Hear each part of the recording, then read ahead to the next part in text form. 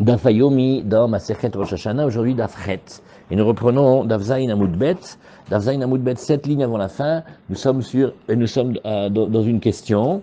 Et Vare Yovalot. Qu'est-ce que nous apprenons? Nous apprenons la Mishnah de Rosh Hashanah. Dans Rosh Hashanah, on a dit, il y a 4 Rosh Hashanah. À un moment de l'étude, on arrive, enfin non, il y a 5, 6, il y a plus. Alors la question est, pourquoi est-ce que certains on a compté, d'après notre Mishnah, et d'autres on n'a pas compté? Alors, à un moment, une des réponses, c'est de dire non, on a compté les Rosh Hashanah des fêtes ou des événements ou des notions qui commencent déjà dès la nuit. Mais si c'est pas quelque chose qui commence de la nuit, mais qui commencera par exemple le lendemain matin, ça on n'a pas compté. Alors la Gemara, elle nous dit non mais j'ai pas compris. Et le Yovel alors, oui. Qu'est-ce que tu vas dire du Yovel? Pourquoi le Yovel, c'est la remise en question, automatique de la propriété foncière, tous les 49 ans. Maintenant, au Yovel, on va sonner le chauffard, on va libérer les esclaves, on va faire revenir les terres, etc. Alors, la Gemara, elle nous dit ici, regarde, Vare Yovalot, Delocha il miurta, c'est pas quelque chose qui commence la nuit, mais c'est seulement quelque chose qui va commencer le jour de la matinée de Yom Kippour, quand c'est l'année, la 49e année à la fin. Alors, le Bedin, ils font sonner un chauffard, et Vekachashiv, et pourtant, le Tana, il n'a pas eu peur de l'enseigner chez nous comme un Rosh Hashanah. Donc si ta règle, c'est que n'est considéré que comme Rosh Hashanah que les choses qui commencent à la nuit, ben voilà, le Yovel, il commence pas à la nuit. Alors la Gemara, elle nous dit, oui, bon alors ça sera Rabbi Ishmael beno shel Rabbi Yochanan ben Broukahi, d'Amar mi Rosh Hashanah chayi Yovel. Bon alors, Nachon, c'est une question. Pour sortir de cette question, on va expliquer comme ça. On va dire, nous tiendrons notre Mishnah d'après la vie de Rabbi Ishmael beno shel Rabbi Yochanan ben Brouka. Et lui, il dit, eh ben, c'est pas Kippour. Lui, il tiendra que c'est Rosh Hashanah. Et comme Rosh Hashanah, c'est déjà expliqué dans la Mishnah, ça a déjà été mentionné, en même temps qu'on t'a dit Rosh Hashanah, on a fait un pack et on dira c'est Rosh Hashanah aussi le Yovel d'après lui. Rav Sheshet Bere de Ravid Yamar, ki kachashiv, mide de lo tale bemaase. Mide de tale bemaase, oui, et lo kachashiv. Rav Shisha Bere de Ravid dit, il a une autre méthode, lui, pour expliquer. Lui, il dit, regarde, on a enseigné dans la Mishnah des choses qui vont dépendre de quelque chose, d'une action humaine. Les choses qui ne vont pas dépendre d'une action humaine, alors ceux-là, ils ne font pas partie de la liste. Nous dit ici Rashi, regarde, et quand on parle de Rosh Hashanah, ce n'est pas quelque chose qui dépend de nos actions. Mais quand arrive le jour de Rosh Hashanah, c'est déjà Rosh Hashanah et automatiquement, l'année se renouvelle. Par contre, oui, ça s'appelle Midé de Lotane Bemaase. Donc qu'est-ce qu'il a dit? Il a dit, tu sais, on va dire ici, le Tana de chez nous, lui, il a enseigné Midé de Lotane Bemaase. Rosh Hashanah, ça arrive, c'est Rosh Hashanah. Par contre, quelque chose qui va dépendre d'un acte. Alors ça, il n'a pas voulu l'enseigner. Nous dit Rashi, Midé de Tale Bemaase, Kegon Rosh Hashanah de Omer Veshti Alechem. Qu'est-ce qu'on avait vu hier? Mais il y a un Rosh Hashanah aussi pour le Homer, hein, le deuxième jour de Pessah. C'est un nouveau Rosh Hashanah, parce que c'est ce qui va te permettre la nouvelle récolte. Tant qu'on n'a pas approché le Corban du Homer, on n'a pas le droit de manger la nouvelle récolte. Donc c'est une nouvelle année pour le Homer. Pareil pour Shte Alechem, les Korbanot de Shavuot, on va amener du pain aussi, qui va déclarer aussi une nouvelle période. Ça dépend de quelque chose que tu dois faire. Donc on a fait une différence entre ce qui vient automatiquement ou ce qui vient par un acte que tu dois faire. Et ve'en hashana mitradeshet latir chadash bemedina ou bemikdash, et là be'akravat haomer ve'kivsat seret. Or, tant qu'on n'a pas amené le korban du Homer, on n'avait pas le droit de manger la nouvelle récolte. Si vous vous rappelez, on avait appris ensemble que le Homer, il y avait un miracle. C'est qu'on avait droit à un seul essai. Et si on n'avait pas réussi à faire le korban du Homer, la récolte, elle était interdite. Donc ça dépend vraiment de quelque chose. Pareil avec Shavuot, tu vas amener les animaux et tu vas amener les deux pains avec, les deux pains. C'est ça qui va te permettre aussi la récolte. Alors, dit la Gemara, oui, mais regarde, je ne suis pas d'accord avec cette explication. Oui. Pourquoi? Oui, tu dis, le Tanel enseignait que ce qui ne dépend pas d'une action humaine. Mais ce qui dépend d'une action humaine, il n'a pas enseigné. Mais je suis désolé, Vare Regalim. Mais regarde les fêtes. Les fêtes, oui, c'est aussi quelque chose qui va dépendre d'une action humaine. Oui. À savoir, tu me dis, non, mais tu sais, si tu as passé 3 fêtes et que tu avais fait un éder, tu transgresses l'interdiction de retarder. Oui. Eh bien, il va falloir que, pour qu'on dise qu'on ait dépassé les 3 fêtes, il faut que les Kohanim aient approché le korban du tamid du matin. C'est-à-dire, on a quelqu'un qui joue vraiment avec le feu. Tous ses amis lui font « Jojo, bouge-toi, là tu vas te payer un interdit de Baltacher, ça fait 3 fêtes qu'on t'attend. » Et il dit « J'ai tout mon temps, le Kohen le matin, il n'a pas encore approché le korban tamid du matin. » Il joue avec le feu. Donc, tu vois bien que ce qui s'appelle la fin TTC des 3 fêtes, ça dépend du Kohen qui fait le korban. Donc, ça dépend aussi d'un acte. Donc, ta théorie, ça dépend d'un acte, ça dépend pas d'un acte. Même les fêtes, elles dépendent d'un acte. Vekachashiv, et le Tana, ça l'a pas gêné de le compter dans les Rosh Hashanah. Oui. Et alors, la Gemara, elle nous dit, oui, Balteacher mimela chayil. Nachon, c'est vrai. Mais l'interdit d'avoir dépassé, c'est vrai qu'il y a un acte qui va nous dire à partir de quelle date. Mais dès que tu es arrivé à cette date, l'interdit n'a besoin de rien pour arriver. Tu vois? Venez, on réfléchit ensemble, on s'amuse pour réfléchir. Qu'est-ce qu'il faut faire pour rater un train? Ben, il suffit de le rater. Mais qu'est-ce que tu as fait pour? Ben, rien, j'étais en retard. Maintenant, est-ce que pour que le train il passe, ça ne dépend pas de toi? L'heure elle est arrivée et le train il est parti. Là aussi, le Kohen il est arrivé, il a fait le Korban Tamid. Et alors maintenant, qu'est-ce qui se passe? Eh bien, c'est trop tard. Voilà. C'est vrai, la date, elle dépend, mais l'interdit, il arrive tout seul. Parce que justement, c'est l'interdit, il va venir tout seul. Voilà. Et donc, l'interdit, il arrive sans qu'il y ait besoin d'un acte pour que l'interdit arrive. Mais certes, le moment TTC où on décrète qu'on est en retard, ça va dépendre éventuellement d'un acte. Alors la Gemara, elle nous dit, mais attends, et le Yovel alors? Et les Yovalot? Merci beaucoup, Hervé, hein? Et Vare Yovalot, alors là aussi, puisque le Yovel, tu nous as dit tout à l'heure, Ahamim, qu'est-ce qu'il fallait faire? Qu'est-ce que faisait le Beddin le jour de Kippour? Il fait sonner du chauffard. Mais voilà, ça dépend d'un acte. Si tu veux jouer à ça, alors je te trouve des actes qui vont venir de partout. Oui. Ça m'a assez. Oui. Alors la Gemara te dit, bon, on dira Rabbi Ishmael beno shel Rabbi Yochanan ben Rukai. On va dire ici que c'est le Tana, Rabbi Ishmael beno shel Rabbi Yochanan ben Rukai. Et lui, qu'est-ce qu'il fait? Il dit, ben non, le Yovel, ça commence à Rosh Hashanah. Donc, Nachon, on a toujours appris le Yovel, c'est Kippour et le Beddin, il sonne. Mais il y a l'avis de ce Tana qui te dit, lui, c'est déjà Rosh Hashanah. Et si c'est déjà Rosh Hashanah, qu'est-ce que ça veut dire? Ça veut dire que Rosh Hashanah, c'est déjà enseigné dans la Mishnah. Vers Ravashi Amar, on continue. Ravashi dit, Arba Rashi Shanim Hem, Shehem, oui, Be'arba Rashi Chodashim. Ah, alors voilà. Ravashi, tout le monde essaye de répondre à la même question, hein. Il dit, mais finalement, si tu regardes, il y a plus que 4 Rosh Hashanah. Hein. Donc si déjà le Tana, il est venu prendre la peine de nous dire un nombre ou un chiffre, peut-être qu'il fallait le dire mieux. Hein. Il y a le Homer, le Shté Alechem. En fait, il y a beaucoup plus de Rosh Hashanah que ce qu'on croit. Alors pourquoi il n'enseignait que 4?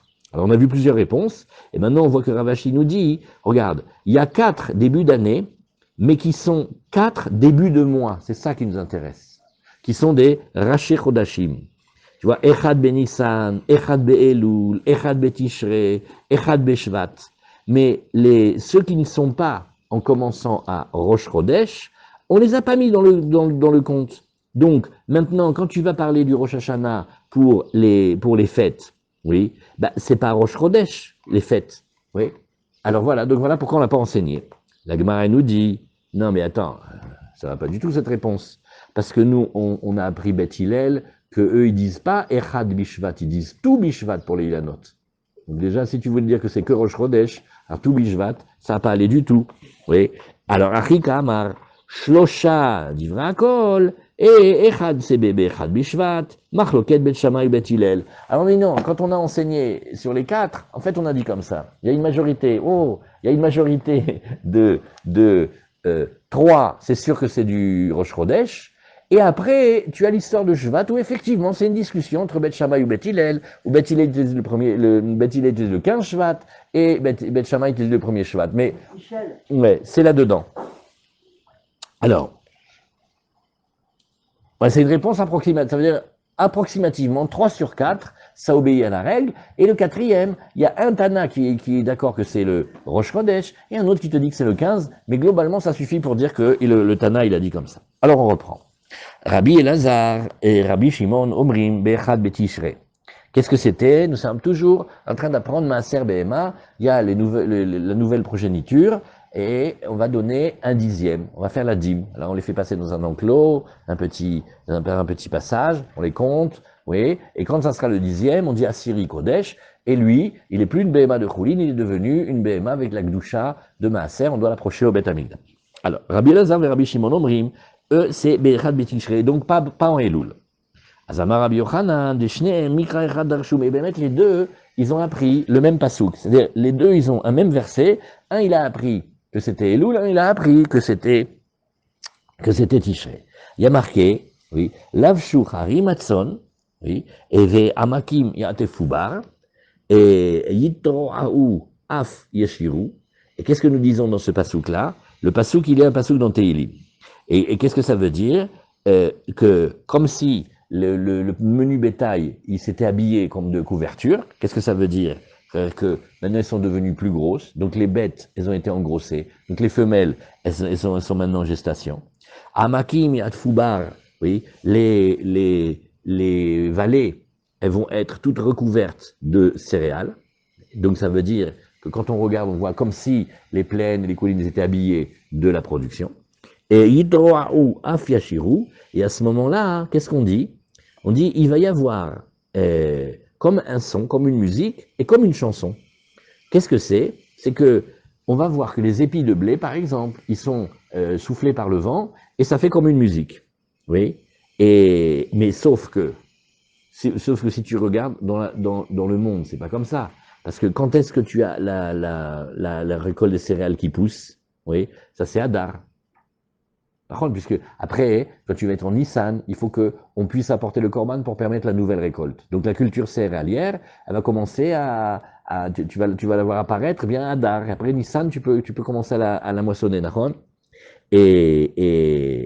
Or, quand tu vois que les grains, ils durcissent, ça c'est après, c'est Nissan. Donc, Béhémet, tu vois ici que comment tu vas lire le pasouk? Le pasouk, il te dit comme ça, venez, on le refait. Et il dit, quand vient le moment de la moisson, c'est-à-dire, tu peux pas prendre les céréales quand ils sont pas bien mûrs, parce que le blé, il est pas fini encore. Alors, quand le vent, il souffle, comment tu sais? Comme les grains, ils sont durs, ça fait clic, clic, clic, clic, clic, clic, et ça fait comme une musique quand ça tourne ensemble. Parce que les grains, ils s'entrechoquent. Mais pour qu'ils s'entrechoquent, il faut qu'ils soient durs. D'accord? Et ça, donc il va y avoir ce son-là, et juste le pasouk là, il dit, oui, mais c'est pas le même moment, parce que quand la récolte, elle commence à pousser et elle recouvre la colline, oui, d'accord, elle recouvre la colline, mais le blé, il est pas fini, hein, ne va pas maintenant le prendre, tu peux pas le prendre maintenant. Donc, tu as une étape, la colline, elle a été comme revêtue d'un manteau, et après, tu as une étape, les grains, ils s'entrechoquent avec le vent et ça fait de la musique. Et il y en a un, c'est le mois de Hadar, il y en a un, c'est le mois de Nissan, donc c'est pas la même chose. Alors qu'est-ce que tu viens dire ici? Rabbi Meir Savar, Ematai Lavshu Karim Matson. Le Rabbi Meir, il dit, ben, moi, qu'est-ce que je prends? Tu vois que quand on est en train de regarder le menu bétail, et on voit que les brebis, par exemple, ou les chèvres, ils sont enceintes. Alors, Bisman, chez Amakim Yatfubar, ça correspond à la période où les collines et les vallées, ils sont avec la couverture, parce qu'on voit le blé apparaître, c'est comme un manteau. Maintenant on fait un deuxième niveau. Et quand est-ce que c'est que les profondeurs, les vallées, ils sont recouvertes de blé? C'est Béadar. Et donc on voit ici, Mitabrod Béadar, Veyoldot Béav. Oh, alors, on voit les animaux qui commencent à devenir enceintes au mois de Hadar, et après, quand est-ce qu'elles vont mettre bas? Quand est-ce que c'est l'accouchement de ces animaux-là? C'est au mois de Av. Oui. Et donc, Rosh Hashanah chez la M et Loul. Ben, maintenant que tu fais le trajet, quand est-ce qu'elle est enceinte et quand est-ce qu'elle va accoucher, comme ça on dit pour une femme, je sais pas comment on dit pour les animaux, alors ça sera Elul. Alors que Rabbi Elazar et Rabbi Shimon, ils disent, mais non, les trois éléments, c'est pas comme ça qu'on les emboîte. Et Mataï Lavshukari Matson, je dis non. Quand est-ce que le menu bétail et les enceintes, Bisman, Shitroa ou Af Yashiru, au contraire, c'est au moment où le blé il est déjà dur et quand il y a le vent, ça souffle et ça s'entrechoque et ça fait comme de la musique. Ve Mataï Shibolim Omrim Shira. Et quand est-ce que les épis de blé chantent? Benissan. Bon, alors maintenant, tu vas dire qu'elle tombe enceinte en Nissan et elles mettent bas, quand est-ce qu'elles mettent au monde? Veyoldot Be Elul. Rosh Hashanah Shelahem Betishrei. Et donc, je dois dire maintenant que le nouvel exercice, c'est Tishrei. Alors, je ne sais pas très bien vous expliquer, parce que d'habitude, à la yeshiva, on dit, il n'y a pas de marloquette de Metsiout. Rachamim ne discute pas comment c'est. Alors il faut aller regarder, tu vas demander à Mir Avram, il va faire une enquête et il nous dit, voilà, on a regardé, on a fait les statistiques, la plupart des bêtes tombent enceintes et ils accouchent comme ça on le sait. Okay. Et pourquoi ils discutent d'un mois? Alors comment on dit à la yeshiva? On dit non, en fait le phénomène, il est intermédiaire. Il y a en Hadar, il y a en Nissan, Bémet, il y a les deux. Maintenant, le premier, il a été couvé à que le plus, là ce qui doit devenir, c'est Hadar. Et le deuxième, il a dit non, le plus c'est Nissan. Ils ont des considérations, pour pas que ça soit une discussion, est-ce que c'est oui ou non? Regarde. Alors c'est des notions qui sont des notions délicates, intermédiaires. Alors la Gemara nous dit, oui, mais chacun quand il a expliqué le pasouk, active, pourquoi tu prends pas comme modèle le fait que les blés s'entrechoquent et que ça fait la chanson? Aou, be'aflata, davian benissan. Et voilà un petit peu la réponse qu'on a dit oralement. Et dit non. Parce qu'on n'a qu'à dire qu'il y a le aflata, il y a les récoltes qui sont tardives et il y a les récoltes qui sont précoces. Tous ceux qui travaillent la terre, ils commencent ça. Ils savent, ça dépend de tellement de choses. Des fois, il y a la récolte, elle est tardive. Ou des fois, elle est précoce. Donc il faut réfléchir à deux fois si on va par exemple rajouter un mois à l'année. Parce que quand tu vas rajouter et tu vas laisser l'année telle qu'elle, ceux qui connaissent, ils te disent, ouais, alors si tu espères rêver avoir la récolte des céréales à temps, cette année, c'est pas comme ça. Cette année, c'est pas comme ça, donc on va réajuster l'année. Ou par exemple, ils vont voir que ça va être très très très pluvieux. Comment tu fais venir des millions de juifs en Eretz Israël si toutes les routes, elles sont embourbées? Tu réfléchis à ça? Et ainsi de suite. Donc, tu vois hein, que c'est pas que les récoltes, elles arrivent chaque année, bédiouk à la même date. C'est pas un V7 qu'à voir. Des fois, il y a la récolte précoce, et des fois, il y a la récolte tardive. Vous connaissez, on a discuté déjà de... On connaît en France sur le raisin.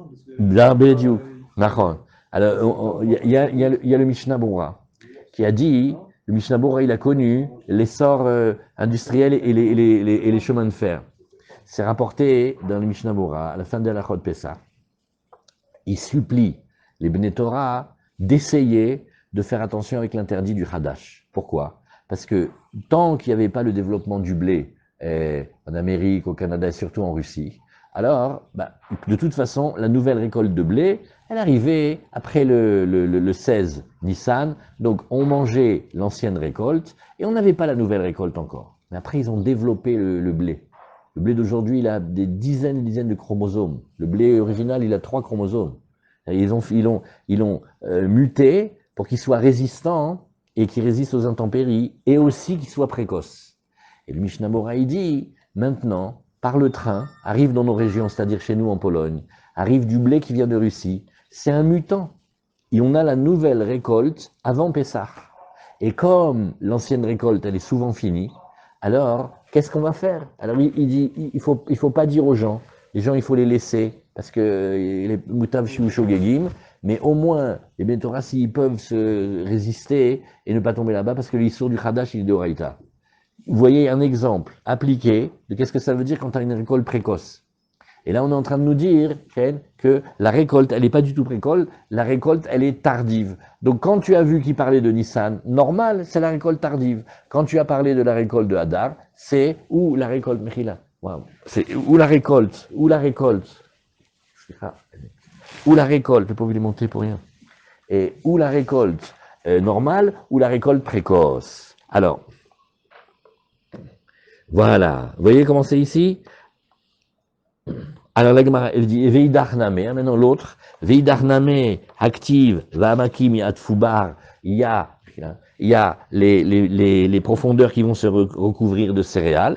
Alors lui, comment il va l'apprendre ça? Eh bien lui, comment il va l'apprendre? Il va dire Aou beharfayata, ouais, Datian me'adar. Il a dit, il y a maintenant tu prends les brebis, et même les brebis et les chèvres, c'est pas pareil pour tout le monde. C'est pas pareil pour tout le monde. Il y a qui tombent enceintes plus tôt. Donc tu vois, c'est plusieurs phénomènes. Mais tu regardes qu'ils sont variables en fait. C'est pas les brebis elles tombent enceintes le même jour, non pas du tout. Il y a une petite période. Il y a les précoces, il y a les tardives. Le blé, pareil. Il y a les précoces, il y a les tardives. Donc tout bouge, et comme ça peut bouger sur un mois, voilà pourquoi tu connais la marloquette maintenant. Un, il te dit que le Rosh Hashanah de Maaser Behema, ça va être Elul, et l'autre, il va te dire que ça va être Tishrei. Voilà. Alors, la Gemara nous dit, oui, mais ça, je comprends pas très bien. Pourquoi? Parce que Bishlama et Rabbi Meir, oui, et lui, Rabbi Meir, il a dit, écoute, la majorité des brebis, elles tombent enceintes en Hadar.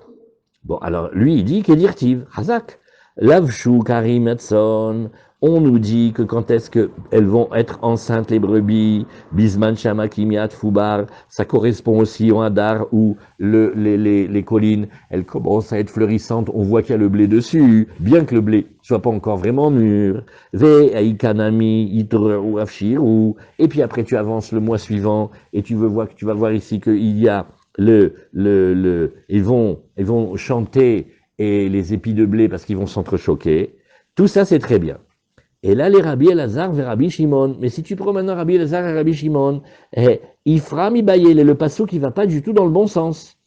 Oui, Lavshu Karim Atson, Bisman Shitroaou Afiashiru, oui, et dit non, parce que là, les brebis, elles tombent enceintes au moment où il y a la chanson du blé, et Veikaname, Amakimiat Fubar, il manque encore une autre étape, c'est que les collines, elles sont recouvertes comme d'un manteau, et ça va pas d'après lui.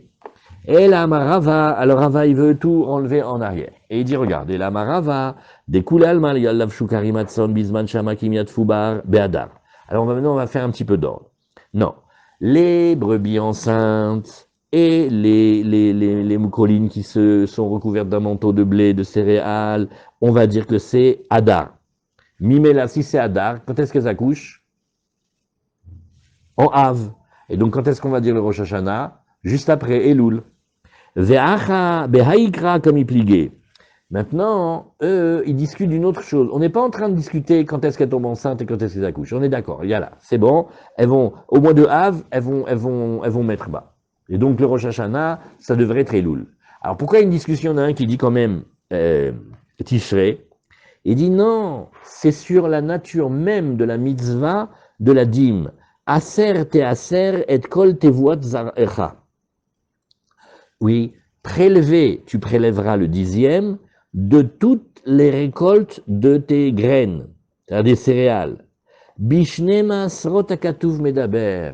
Et là-bas, il y a caché que, en fait, tu as deux maaser, deux dîmes. Echad maaser behema ve echad maaser dagan.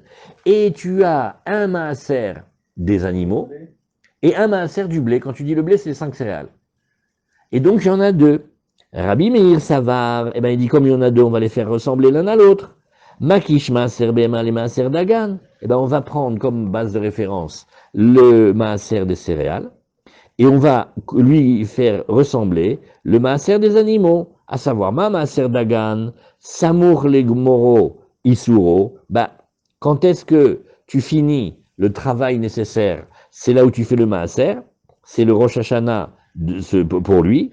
Or, le dagan, les céréales, tu le fais, quand est-ce que tu fais le maaser? Ça vous avez appris. On le fait rentrer par la cour devant la porte de la maison, et on prend la grande barre de bois et on va lisser le tas quand on l'a rentré à la maison. Donc tu vois que entre le moment où tu l'as cueilli et tu l'as travaillé, tu l'as moissonné, et le moment où tu fais le maaser, c'est collé. Oui.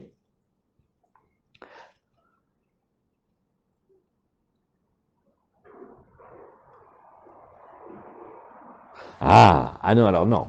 Ah maintenant, comment on va faire? Ah oui, ça c'est, j'avais oublié ça. On te dit, tu vas faire la récolte en Nissan. Maintenant, tu la laisses dans le champ pendant tout l'été, parce qu'il faut qu'elle sèche. Parce qu'en fait, même si ça s'entrechoque, en fait, il est humide. Donc il faut le laisser sécher au soleil tout l'été.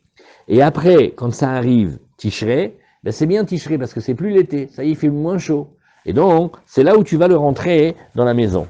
Et comme le Rosh Hashanah là-bas, c'est le premier Tishrei, eh bien, c'est comme ça. Afma, Serbema, Samour le Gomro, Isuro. De la même manière aussi, oui, tu vas dire, il y a le moment où les bêtes, elles vont accoucher, elles vont mettre bas, ça s'appelle son Rosh Hashanah.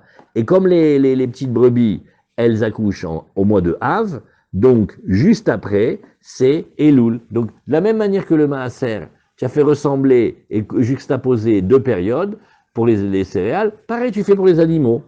Rabbi Elazar, Rabbi Shimon, c'est vrai, non, pas du tout, c'est pas dans ce sens-là qu'il faut comparer. Il faut faire au contraire, Makish Maaser Behema, et Maaser Dagan.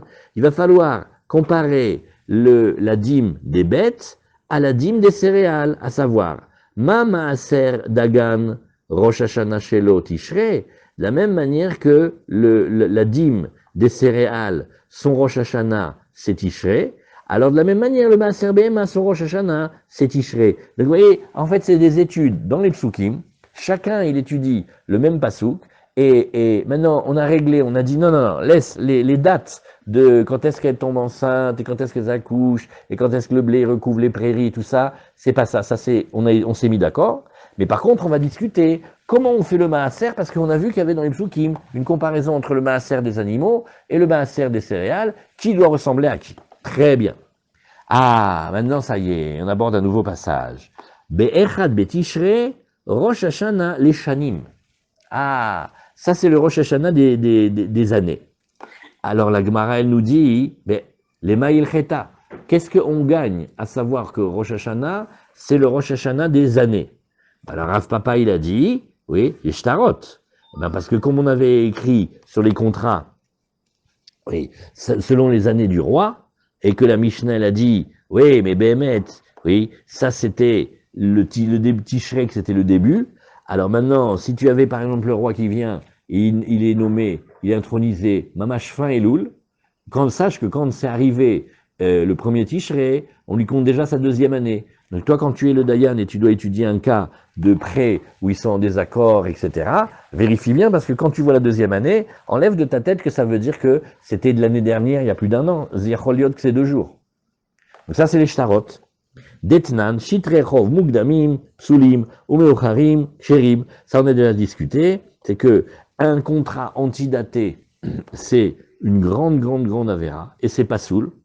Et le prêteur, il pourra rien encaisser de ce terrain-là sur des biens hypothéqués que son emprunteur, oui, aurait vendu après la date du prêt. Alors qu'est-ce que c'est? Venez, on le fait tranquillement. Une fois que c'est bien clair, vous allez voir, vous le savez super bien.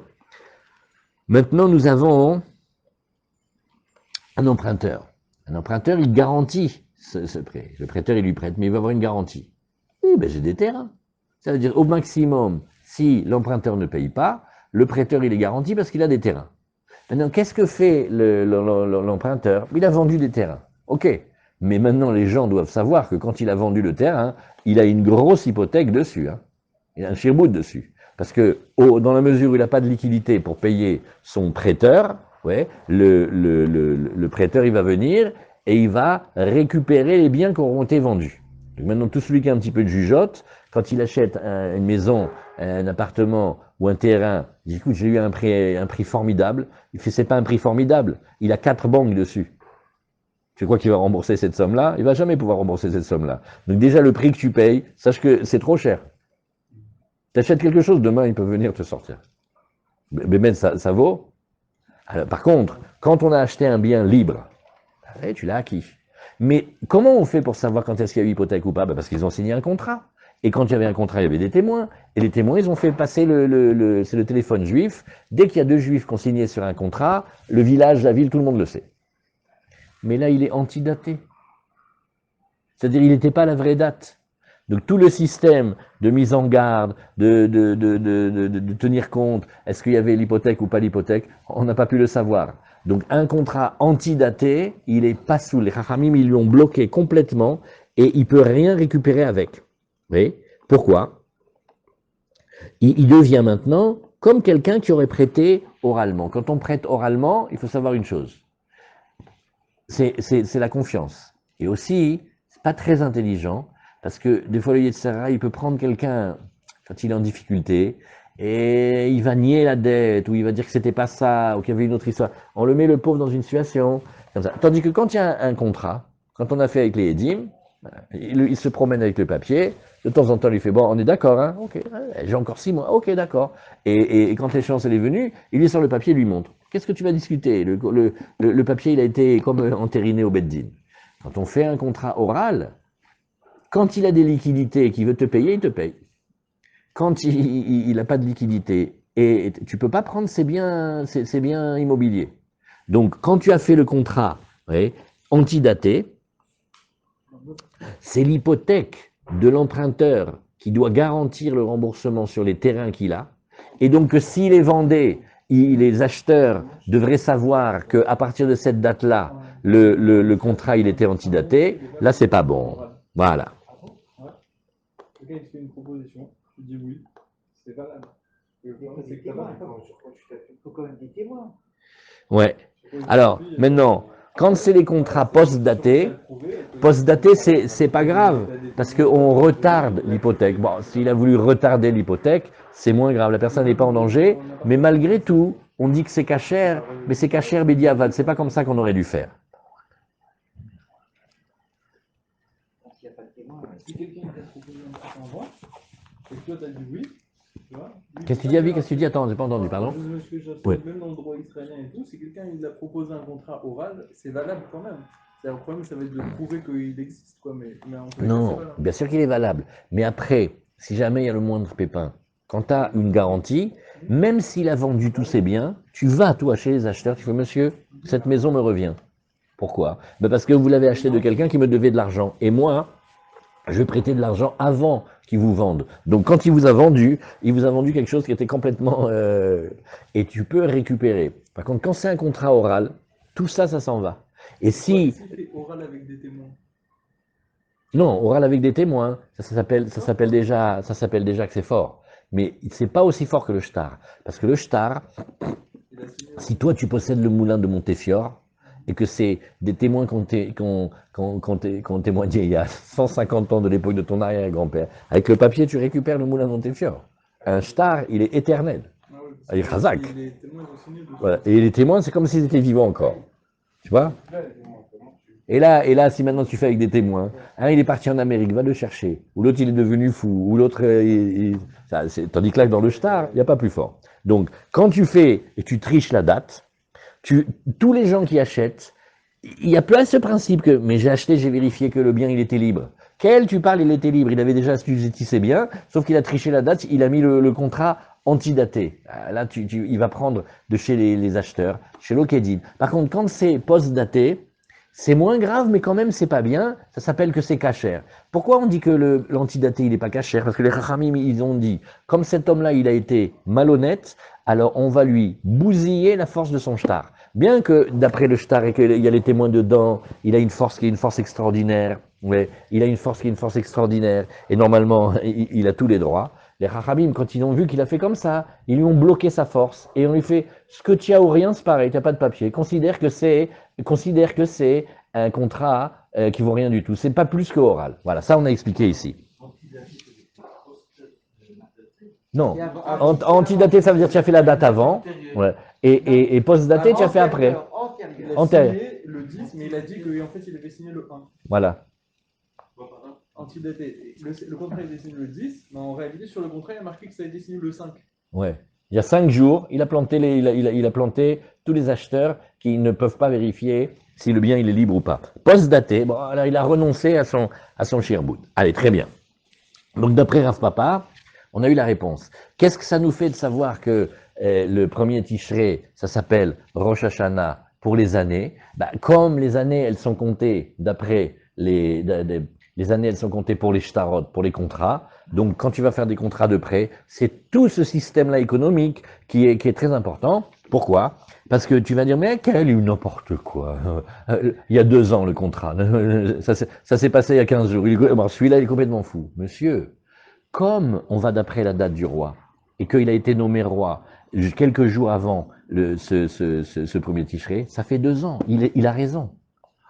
Qu'est-ce que vous me disiez là? Moi, j'avais l'impression que... Qu'est-ce que vous me dites là? J'avais l'impression qu'il fallait attendre 2 ans et donc je voulais aller le coincer que ce contrat, il était faux. Il n'est pas faux du tout, ça fait 2 ans. Et même un jour dans l'année, ça compte un jour. Donc tu peux avoir un contrat sur 3 jours en fait, tu es obligé de savoir. Donc voilà à quoi ça sert. Alors, la Gemara nous dit, non mais attends, il y a un truc qui va pas. Regarde, la Gemara nous dit, tu dis que Rosh Hashanah pour les années, En fait, la seule chose qui nous intéresse, c'est pour les shtarot, nahon? Alors la Gemara nous dit, Vatnan, Echad Benissan, Rosh Hashanah le Melachim, Vamrinan le Mailcheta, Vamarav Chizda, les shtarot. Alors la Gemara dit, mais j'ai pas compris. Tu viens de dire le contraire de ce qu'on a expliqué. Avant, on a dit Rosh Hashanah, c'était Nissan. Et c'était le Rosh Hashanah pour les rois. Et tu nous as dit, qu'est-ce que ça change dans la vie? C'était pour les shtarot. Donc la même chose que tu me dis pour les contrats au mois de Tishré, tu me l'as dit avant, c'était au mois de Nissan. Donc il faut que tu choisisses, c'est Nissan ou Tishré. Et la Gemara elle dit ici, la tête et Lokashia, kan les Malchi Israël, kan les Malchi Umot Haolam. La Gemara dit non, regarde, il y a une différence entre les rois juifs et les rois goy. C'est ça la différence. Et Béhémet, pour les rois goy, on va aller d'après Tishré, et pour les rois juifs, on va aller d'après Nissan. D'ailleurs, si vous vous rappelez, quand on avait discuté Koresh, Dariavesh, tout, il n'était pas juif, celui-là. Il dit oui, mais comme il était gentil, on a fait la date comme les rois juifs. Et après, on a dit quel gentil, il a tourné au vinaigre après, il nous a construit Beth Amikdash avec le bois, là, il voulait tout nous faire brûler, vous voyez? Parce que ça, c'est ce que la Gemara a dit. Donc, il y a eu 2 endroits dans la Gemara où on a fait que Rosh Hashanah, c'est le Rosh Hashanah pour les années. Et après, on a dit, il y a un Rosh Hashanah pour les rois. Et dans les 2 cas, on dit, oui, ben, ça va nous changer les contrats. Ben, en fait, on est obligé de dire, il y a comment on date pour les rois juifs et comment on date pour les rois égoïmes. Alors, la Gemara nous dit, ah bon, mais alors maintenant, il nous reste quelque chose à expliquer. Il a des Amarav Chizda, oui. Lo shanu ela malche Israël, aval le malche umota olam, tishre maninan le. Alors, la Gemara nous dit, mais alors, Rav Chizda, pourquoi est-ce que, si tu dis que le compte des rois des Goïm, oui, tu fais Tishré. Mais Rav Chizda, c'était le tout début de la Gemara, si vous vous rappelez. Il a dit, ah ben non, la Mishnah, quand elle a dit Rosh Hashanah pour les rois, c'était le mois de Nissan. Alors c'est Tishré, c'est Nissan. Lo Shanu est là, les Malchei Israël. Il avait dit non, mais là-bas on parlait que c'était pour les rois juifs, le Nissan. Aval les Malchei Umot Haolam, c'était de Tishré. Alors la Gemara, elle te dit, regarde, Rav Chizda, matniti natali ashmainan. Rav Chizda, c'est un Amora. Un Amora, il doit dire des chidushim par rapport à la Mishnah. Mais s'il fait que répéter la Mishnah, on fait, comme ils disent les Anglais, que mon ami anglais m'a appris quelque chose la dernière fois, il m'a dit, tell me something I don't know. Dis-moi quelque chose, je ne sais pas. Si c'est la Mishnah qui le dit, ben tu le sais. Hein. Donc il n'a pas rajouté par rapport à la Mishnah. Alors chaque personne qui parle, il faut qu'il dise un vrai et 2 qui disent un chidush. Parce que s'il dit quelque chose qui est vrai mais qu'on sait déjà, alors pourquoi il le dit? Ma Rav Chizda matniti natale ashmainan. Alors lo Rav Chizda krae atale ashmainan. La Gemara te dit non. Il vient te dire ici. Ah parce que Mechila. Bon, je suis désolé. Il n'était pas fait exprès. Hein. Ah ben tu as dû te geler à 17. Non, ma pitom. Alors qu'est-ce qu'il dit ici? Il dit, regarde, il a voulu faire une étude dans les psukim. Oui, il y a une différence dans les psukim entre les rois des goïm et les rois des peuples. Alors la Gemara nous dit, ça c'est première réponse. Ouais, pas très simple cette Gemara. Il a été ma Rav Chizda, qui est Rabbi Zera Betnela. Peut-être que Rav Chizda il tient comme Rabbi Zera. Des Rabbi Zera Amar la Tkoufa. Alors maintenant, attachez les ceintures. Béhémet, c'est une des Gemarotes les plus costauds qui soit. On va apprendre les Tkoufot. Non, ça c'était facile. Maintenant, c'est les Tkoufot. C'est-à-dire comment on calcule les solstices et les circuits, la course des planètes et leur influence sur nous par rapport aux saisons. Alors là, vous allez voir. Alors, on a Bezrat Hashem, ceux qui veulent. Ah oui, les enfants, si vous voulez, notre nouvel ami Meir Avraham, il est d'accord de nous faire un cours de présentation et d'explication sur tout ce qui s'appelle les Tkoufot ici. Béhémet, ça vaut le coup. Vous allez le faire sans...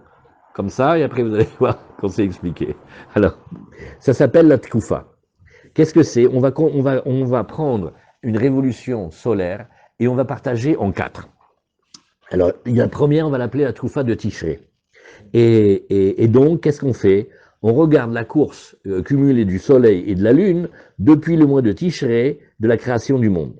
Et Rabbi Elazar, mais c'est Rabbi Eliezer, parce qu'il y a plein d'avis. Damar, be Tishré nivra olam. Maintenant, on va assister à une des discussions les plus incroyables du Talmud. Quand est-ce que le monde il a été créé? Un, il va te dire en Tishré, et un, il va te dire en Nissan. C'est Blissov. Et après, il y a encore le Zohar là-dessus. Rav Nachman bar Yitzchak Amar, non, il te dit, c'est pour le din. Et voilà le début de la Gemara, tellement connue, de Rosh Hashanah, que le monde il est jugé à Rosh Hashanah, et qu'est-ce qui se passe à Rosh Hashanah, et les 10 jours de Tchouva, et Kippour, et les Tzadikim Gmurim, et les Tzadikim Shenan Gmurim, et les Reshaim Shenan Gmurim, et les Reshaim Gmurim, et les Benonim, et le jugement de ce monde-là, et le jugement de l'année, et le jugement après qu'on quitte le monde. Tout ça, c'est parce qu'il y a marqué ici la din. Le monde, il va être jugé. Donc on a vu maintenant Rosh Hashanah, on a dit c'est pour les shtarot, c'est pour les rois. Non, il y a les rois juifs et les rois goy. Maintenant, on a une autre réponse de la Gemara, c'est de dire, tu sais, on parle des troufot. La troufa, c'est-à-dire toute la révolution des planètes et des étoiles. Après, il y a un avis qui te dit, c'est pour le din, c'est pour le jugement de l'année. Nachman bar Yitzchak Amar, les din dirtiv, Eretz Asher Hashem Elokecha Doresh Ota, une terre, c'est la terre d'Israël, qu'Akadosh Baruch Hu, il recherche. Tamid Ene Hashem Elokecha Ba, toujours les yeux d'Hachem, c'est-à-dire la providence d'Hachem, ils sont sur cette terre, dans cette terre, Mireshit Hashana Vadacharit Shana, depuis le début de l'année jusqu'à la fin de l'année. Mireshit Hashana Nidon, Maïe Besofa. Et l'idée, elle est que au début de l'année, on va décréter qu'est-ce qui va être à la fin de l'année. Alors la Gemara, elle commence comme d'habitude, donc ça vous avez l'habitude maintenant fait. Et qui t'a dit que c'est Tishrei? Donc on a une étude déjà dans les psukim. Mimaï de Tishrei, dirtiv tik ou bachodesh shofar bekese le yom chagenu. Vous allez sonner du shofar, oui, le jour de la fête où il y a quelque chose qui est caché. Et qu'est-ce qui va être caché? C'est que bien que c'est Rosh Chodesh, eh ben on va dire que on fait comme si on n'a pas vu.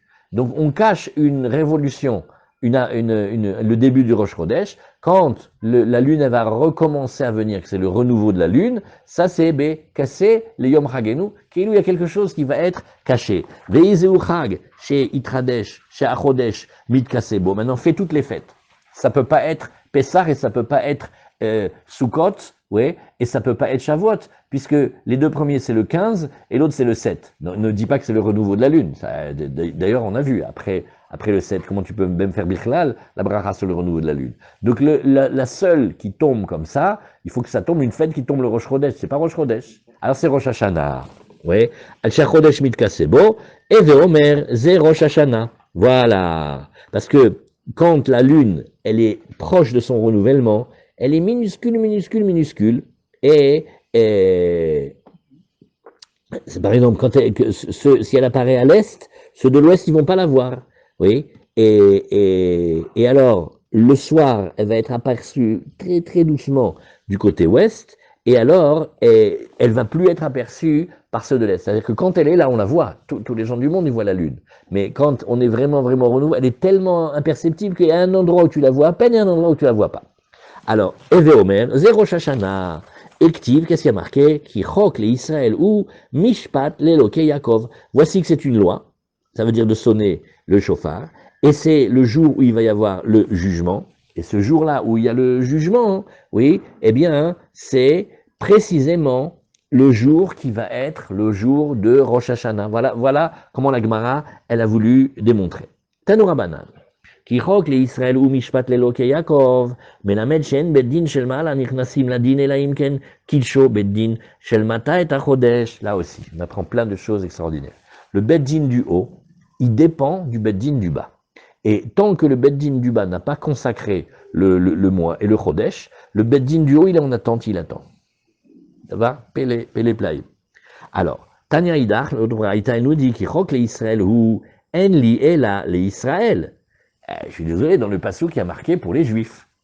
Et les Umot Haolam Minaïn. Et d'où sais-je qu'il y a aussi un jugement comme ça pour les nations du monde? Peut-être c'est un truc que pour nous. D'où on sait aussi que c'est pour le monde entier. Il dit, ah non, Talmud Lomar Mishpat, l'Eloke Yaakov. Oui, il y a marqué ici, en fait, tous les êtres vivants, ils vont être jugés ce jour-là. Az imken ma Talmud Lomar ki chok le Israël. Je dis d'accord. Tu me dis, le passouk qui parle de manière générale, mais s'il parle de manière générale, alors pourquoi il a parlé que d'Israël? Mais la med chez Israël, nichnasim trila ladim. Ça, c'est une autre halakha. C'est que, comme on assiste à comment on va faire le jugement.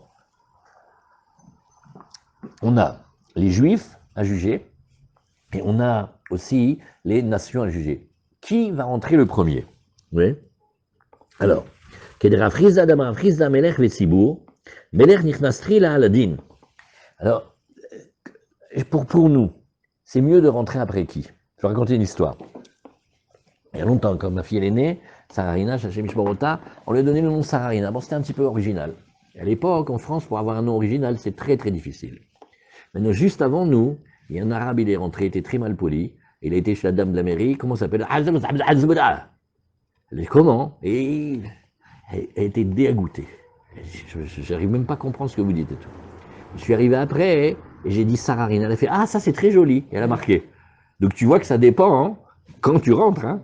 Parce que si tu rentres quand le juge il est déjà énervé, il vaut mieux repousser. Hein. Par contre, si tu vois que.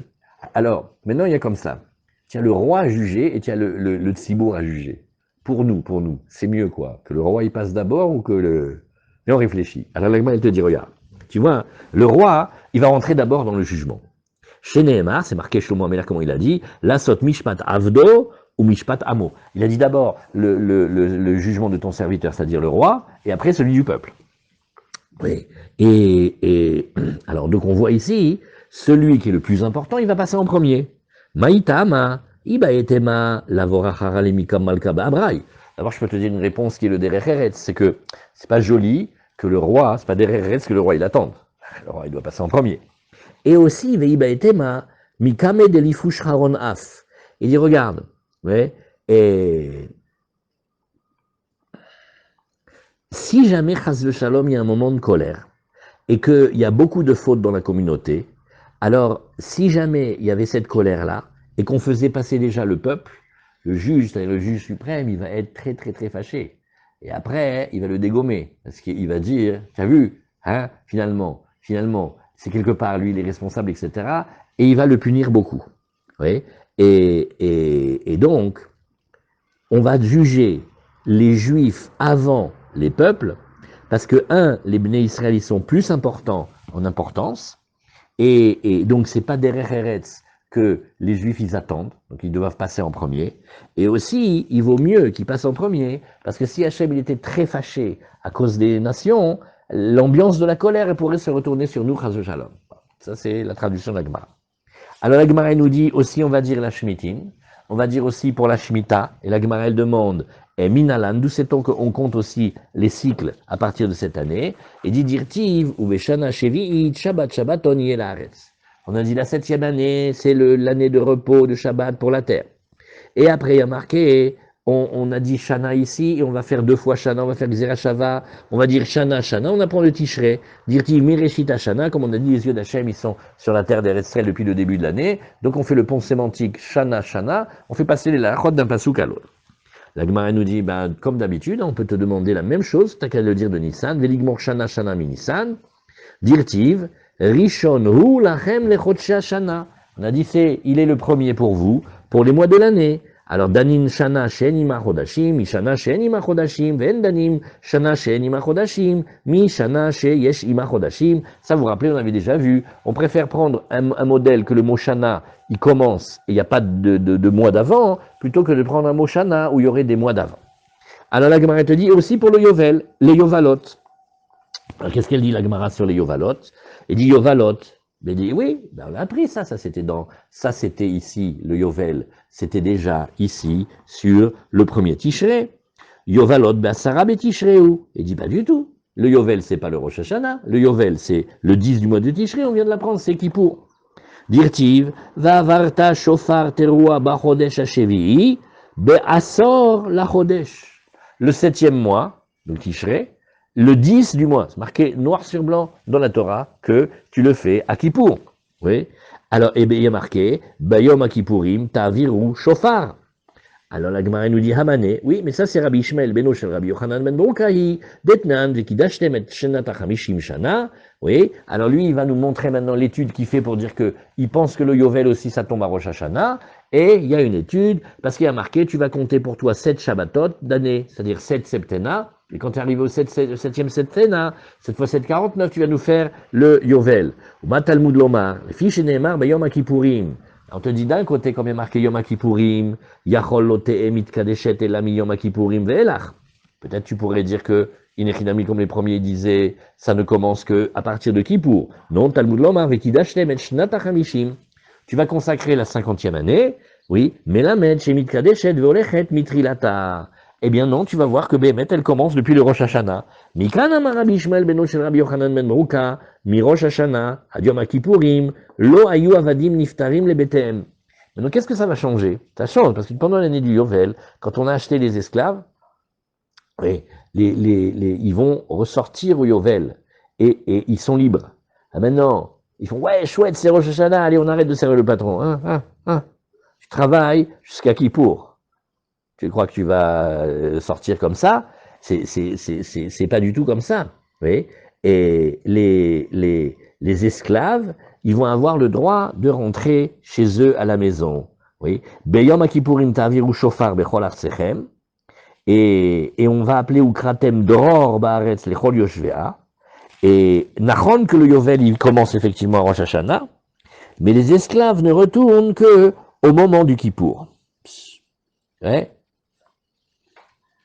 Et alors, qu'est-ce que ça fait par exemple? Ça fait aussi une autre incidence. C'est que le patron, c'est un gros radin. Il fait, écoute, tu as entendu que c'était Rosh Hashanah? Eh ben, goutior, mamache, ouais, et je te donne plus à manger. Ben, c'est libre, débrouille-toi. Alors, l'esclave fait, non, patron, on a dit jusqu'au 10, donc les 10 jours, il faut qu'il paye. Ouais. Et alors, Velo ayu avadim niftarim le batem, Velo mishtabdim l'adonem, mais, comme ça a quand même commencé à Rosh Hashanah, on ne peut pas les obliger à travailler. Tu as vu, c'est un statut intermédiaire ici. Et là, ochlim veshotim vesmechim, mais ils vont avoir le droit de manger, de boire, ils seront joyeux.